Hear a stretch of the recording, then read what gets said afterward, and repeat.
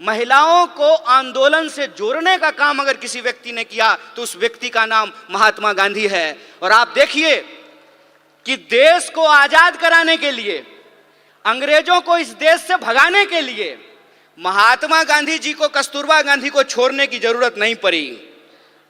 छोड़नी पड़ी क्या? कस्तूरबा गांधी को साथ लेके चलते थे ना। और एक आज के प्रधानमंत्री हैं, कहते हैं कि हमको देश की सेवा करने के लिए पत्नी छोड़ना पड़ा। हाय रे बेईमानी। मेरी एक दोस्त है, उसने मुझे कहा एक दिन कि मुझे मोदी जी बहुत पसंद हैं। हमने कहा कि तुमको हम ना पसंद हैं यह बात कोई दिक्कत नहीं है, लेकिन तुमको अगर मोदी जी पसंद हैं तो एक बात हम तुमको कहना चाहते हैं, ईश्वर करें कि तुमको मोदी जैसे ही पति मिले। दूर से बात बहुत अच्छा लगता है, अपने पे जब अगर बात आ जाए तो उसका असर समझ में आने लगता है। आप मुझे बताइए, जो महिलाएं ये कह रही थी कि बृजभूषण जी ने कुछ नहीं किया, रह पाएंगी बृजभूषण के साथ? जीवन बिता पाएंगी उसके साथ? हमारे समाज में जो आज हो रहा है उसको हमको बहुत गंभीरता से समझने की जरूरत है। जो अधिकार हमको एक एक करके बिना लड़े मिल गए, इस देश में समान वोट के अधिकार के लिए कोई महिला आंदोलन नहीं हुआ। जब संविधान लिखा जा रहा था तो वोट का अधिकार दे दिया गया। इस देश में संविधान सभा में 15 महिलाएं शामिल होंगी, इसके लिए कोई आंदोलन नहीं हुआ। महात्मा गांधी ने अपने इनिशिएटिव से, उस वक्त जो है हमारा अखिल भारतीय महिला संघ नहीं था, महिला कांग्रेस नहीं था उस वक्त, लेकिन गांधी जी ने महिलाओं को घर से निकाल करके अपने आंदोलन में शामिल कराया। और आप जानते हैं, शराबबंदी के खिलाफ जो पिकेटिंग का आंदोलन होता था वो पूर्ण रूप से महिलाओं का आंदोलन था। महिलाएं जाती थीं और शराब की दुकानों को बंद कराती थी। महिलाओं को राजनीति की मुख्य धारा में लेकर के आए, ये एक प्रोग्रेसिव सोच थी। प्रोग्रेसिव सोच के चलते संविधान सभा का ऐसे निर्माण हुआ जिसमें महिलाओं के प्रतिनिधित्व को सुनिश्चित किया गया। और यह प्रोग्रेसिव डेमोक्रेसी थी कि अमेरिका में आज तक, अमेरिका कहता है ना कि हम दुनिया का सबसे मॉडर्न देश हैं, मॉडर्निटी का ठेकेदार हैं।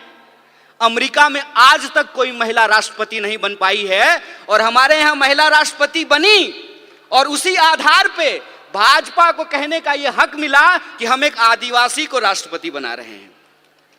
बोलिए, लेकिन प्रश्न यह है आज हमारे सामने कि एक आदिवासी को अगर इस देश का राष्ट्रपति बनाया गया है तो मणिपुर में जब अत्याचार हो रहा था तो माननीय राष्ट्रपति ने अपने मुंह पे क्यों चुप्पी साध रखी है? यह राजनीतिक चुनौती है।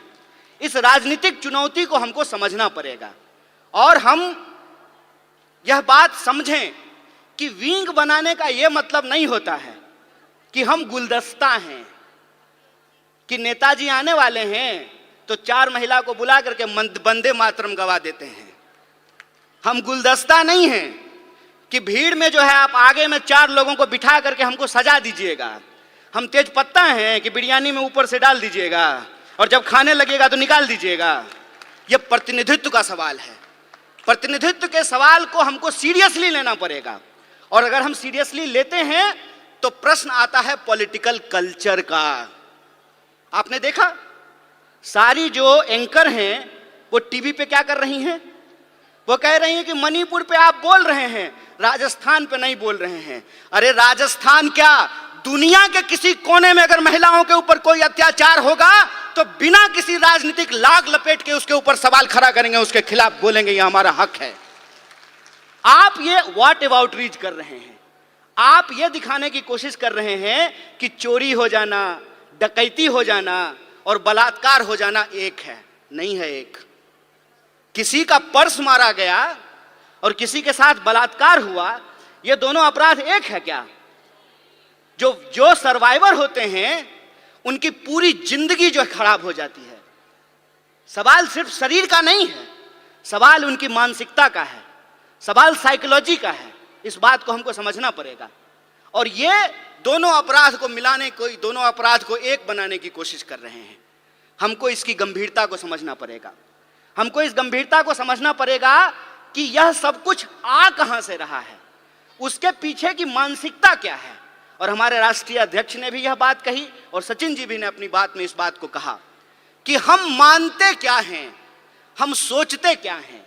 अगर हम ये सोचते हैं, हमारे सोच में है कि धन की देवी लक्ष्मी है, विद्या की देवी सरस्वती हैं, तो धन की देवी जब लक्ष्मी थी तो राइट टू प्रॉपर्टी का अधिकार क्यों नहीं दिया गया?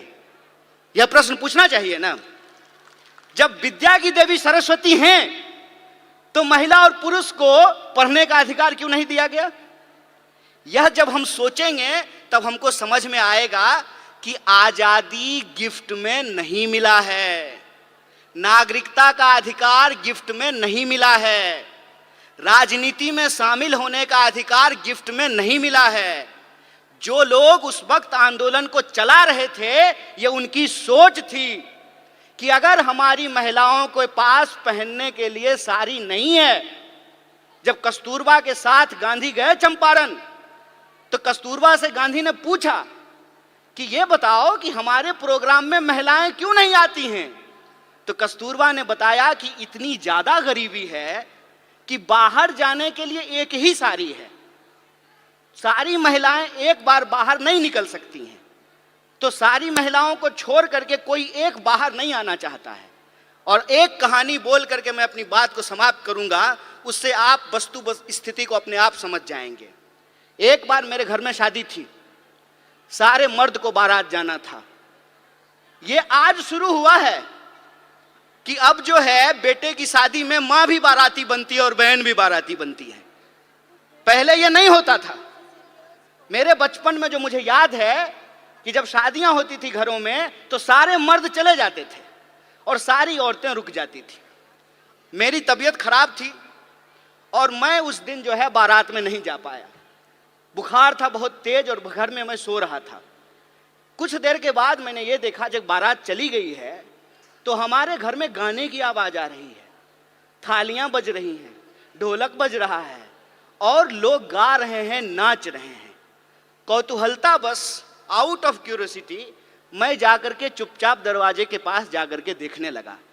और मुझे इतना आश्चर्य हुआ कि जिस मां ने मुझे 9 महीने पेट में रखा, अपनी एक एक सांस दी, खून दिया, पसीना दिया, 9 महीने पेट में रख करके पैदा किया, रोज खाना खिलाया, पखाना साफ किया, पढ़ाया लिखाया, वो मेरी मां गाती है ये मुझे मालूम ही नहीं था।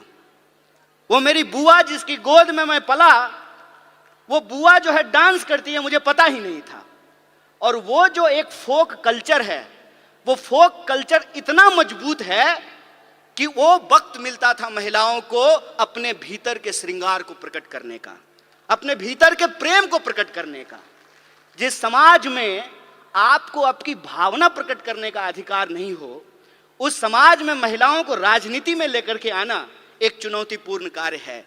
और हम जितना आगे बढ़ रहे हैं, यह जो विचार वाली बात है, जो ये कहता है निर्भया कांड के दौरान कि अगर वो उस बलात्कारी को भैया भैया कह करके माफी मांगती तो उसकी जान बच जाती, उसी मानसिकता के लोग जब आज सत्ता में बैठे हुए हैं, तो आपको लगता है कि निर्भया के न्याय के लिए जो कानून आया वो कानून बन पाता?